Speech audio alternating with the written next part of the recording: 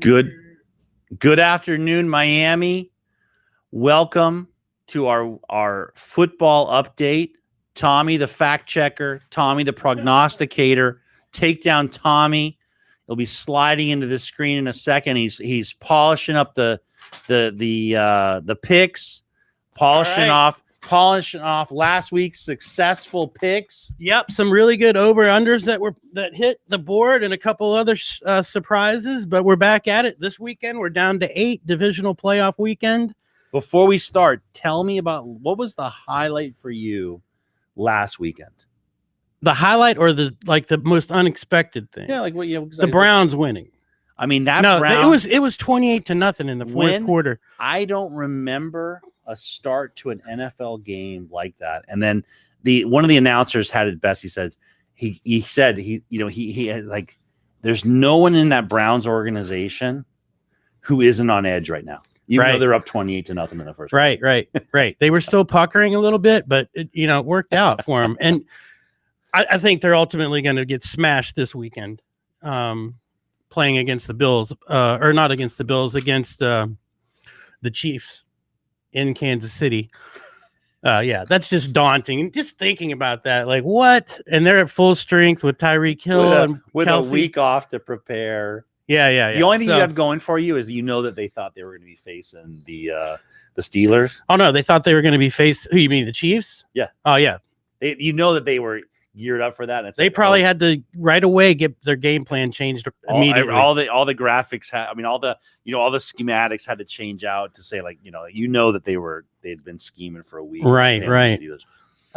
So let's talk about Saturday. That's the first game is at 4:35 on Fox. LA Rams versus the Packers. The line opened at Packers -7, 46.5. It's down to 6.5, which isn't that much of a move. You'll probably see that move a little bit more. But I think the Packers are going to definitely whip them pretty good. What's the weather like? It's going to be frozen in Lambeau Field. I mean, yeah, you're going to be seeing the whole time, the whole game is going to be, you're going to see breath. See people's breath. Packers defense is the key to victory in this one. They've only allowed 25 points in the last, or less in the last 6 games up to this playoff game. And back up for a second. So let's go through the Rams game. That's the other thing that I thought was interesting is I look up at the screen and the backup is in. Yeah. And I'm like, oh, they must, the thumb. The thumb must be a problem. But then I see the thumb back in the game because he got knocked out in concussion protocol. Right. Tell me about what that, how that played out. He's going to play this. He's starting. I know. He's starting. So, what about the decision not, that whole thing was surprising to me how it worked out. Like, was his thumb ready, not ready? Did you really think you had a best chance? I told you, we talked about this in the last show that it was only 11 or 12 days of rest since the surgery. Yeah. I don't know how. He just wasn't ready to go. Probably not. He was ready to go when he had to go. When it was game on the line, you got to have Goff in the game. Yeah. Period. That's their key to success. But the Packers are going to win this one. My prediction 35-24 Packers. So Packers -6 over 45.5 total. And then the night game is I went with the dog on this one, and it's going to be a shocker. Baltimore at Buffalo. Buffalo favored by 3. Now it's down to 2.5. 49.5 is the total. 50 is what it's moved to now. 2 really hot teams. Buffalo on a 7-game winning streak. Baltimore on a 6-game winning streak. But I think the running game of Baltimore with J.K. Dobbins is going to be one of the key factors. He's had a touchdown in the last 7 games. And then, Marlon Humphrey is probably the baddest lockdown corner in the NFL. So I think that's going to be a problem for the Buffalo offense. So I'm taking the Baltimore Ravens plus a 2.5. I'm surprised. It's interesting. I got to say, this is why you're the prognosticator. This is why you're taking people down, because that Bills team, it has the feeling, and like the hardcore sports guy will say, this doesn't exist. There's no such thing. But it's like they seem like a team of destiny. Yeah. Like when you watch it, the way they're playing, they are hitting on all cylinders right now. But remember, I watched 4 Buffalo Super Bowls that didn't work out. That were teams of destiny. They were teams of destiny. Yeah, so I don't think they get out of this I hate game. to laugh at our Buffalo Bills fans. But Yeah, that's true. Saturday game at 8:15 on You can't beat a NBC. Saturday night Yeah, in so Buffalo. woo, it's going to be cold, but Baltimore's cold too. Yeah. So it's not that. I don't think that's going to be a factor. Yeah. I didn't pick a total in this one. I think it's going to be too close to the number, but I'm taking Baltimore plus the 2.5. Cool. Now, then we move on to Sunday, and here's where it gets crazy. Browns Chiefs is the early game. What time is the early game? 3:30 on CBS. 3:30. It's like these time starts are so weird to get used to. So 3:30. Well, yeah. I mean, we should be having a 1 o'clock and a 4 o'clock. Yeah, exactly. Yeah. But Browns at Chiefs. Chiefs minus 10, 54. They opened at 54. Now it's 56.5. So people are jumping on the fact that this is probably going to be a track meet between these two teams. Yep. But I think the Chiefs defense just is going to pressure Baker Mayfield like he's never been pressured before. And look, Mahomes and Tyreek Hill will connect for multiple deep balls. Yep. And then you've got Travis Kelce too. Plus, here's the crazy thing about the Browns. They've given up like 300 plus yards in the last seven out of the last 8 games. Yeah. So they've got huge holes in that defense. So I think Mahomes has had an extra week of rest, and they're going to exploit that defense. I think final score in that game's Chiefs 41-30. Wow. So it's going to be way over. Chiefs minus 10 over 56.5. Gotcha. And then the two grandfathers of football, Tom Brady versus Drew Brees, in the nightcap of this whole weekend, 8:15 on Fox, Tampa Bay at New Orleans. And in New Orleans, I mean, here's for me personally, the whooping that New Orleans put on in those 2 games. Yeah. Like how you can't do it 3 times. I can't wait to hear your pick because I just like what's the mentality of Tampa? It's hard to beat a team 3 times in a year, but you killed them. Smoked them. And Tom Brady looked really bad in both of those games. And Drew Brees didn't make any mistakes hardly. And but here's the thing about it. I took the Bucks. Yeah. Plus the 3. So that line's opened at 3.5, 49. Now it's 54.5. Saints minus 3. Listen, it's tough to beat an NFL team 3 times in the same season.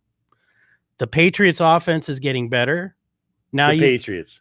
Yeah, the Patriots. See, I can't get it. I'm used to that guy wearing the Buccaneers. I can't get it out of my head. That him and Gronk. They're connecting on a touchdown in this game. I think that might be the game winner. There you go. Like the old days. But seriously, their offense has improved significantly. Now you've added Antonio Brown. That's another weapon. And then Mike Evans will be back to full potential and is healthy. And their defense should be able to stop. Has been in the other games that Alvin Kamara played in the 2 games against the Bucs. They pretty much kept him in check. Yeah. So if they can just not get burned too many times by Drew Brees on these long balls, then I think they pull it out. So I have 2 reactions. One, I always laugh when I think about what's happened in Tampa Bay. Is there's that old, I can't remember what coach it was that said about he hated throwing the ball. Yeah, it was like 3 things can happen. 2 of them are bad. Right. And really 4 things can happen. Right. Pass interference, which I always question, like, why are not you? You should throw it long. Just maybe you'll get a penalty. Right. But the way Tampa Bay with the way those guys Evans and AB blow the top off the offense, like, it is interesting. Like, you can't double team one of them because you're leaving the other weapon alone. Yeah. Just a one-on-one, they're going to beat you. Like, it's a very interesting dynamic to see that. And then now all of a sudden, what's happened? Brady's in sync with them. Yeah, right? He's hitting. I mean, it's like these balls he's throwing. They're just like it's. I can't believe it. How old is he? 43. Wow. The other thing that I thought about the last Saints games. I can't remember who was against, but I remember seeing Breeze goes down the field, slicing and dicing the secondary, and then first and goal from the 4-yard line. Who trots out? But the BYU, what's his name? The other kid. QB. Yeah, he's good. And And it's like, here you are as defense. You're just exhausted running this. And then here's this guy going to Yeah. run almost like a modified wildcat, but he can throw the ball. Like I was just thinking, like, you're the defensive and they're captain. gassed. The whole defense Exactly. You know what I'm saying? Like gassed. you just, and here comes this guy with a whole new scheme. Like it's really interesting. Like whenever I see him trot out, I think because he'll run it. Like he'll just take the snap and he's run the it. future of the Saints, man. This is probably Drew Brees' last year, final stand. I mean, and I love the guy. He's a solid person, great player. He's obviously a Hall of Famer. But I don't think he can get past Tom Brady. And Tom Brady he's got something to prove, man. I'm taking the Bucks +3 over 54 This and a is half. why your takedown, Tommy. Final score 34-28 Bucks. And that's how the night ends. Tommy, I mean, you'll be a genius if you pull that one off. That's yeah. They should probably give me like an office here somewhere next to Elvis. No, I know you're going to be here working anyways. Watch it on your phone, right? Or give me like where Grant used to live when he was running for mayor, like that little back spot. The secret, that'd the be secret cool. entrance. The Bat Cave is what it is back there for sure. That's it, man. Good. All right, let's get after it. We'll be watching it. Hopefully, we'll get together this weekend and watch some games together. Let's do it. I love let's watching do it. We actually have a producer now here for this show. Elvis is behind the. Talk about an overqualified, highly overqualified producer. And I always say, I had Elvis Maldonado on my show one time, and I asked him who's the most famous Elvis in Miami-Dade County, and it's either him or Elvis Cruz, activist. On the Upper East Side. I think Maldonado. That may be. He may be taking over the most well-known Elvis. That's it. Miami. And all he's got to do is push that little finish button up at the top with the cursor. Thank you, producer Elvis. Thanks, Tommy. No, up at the very top. Over. Yeah, there you go. Boom. Good job, producer Elvis. Kill it, and then hit.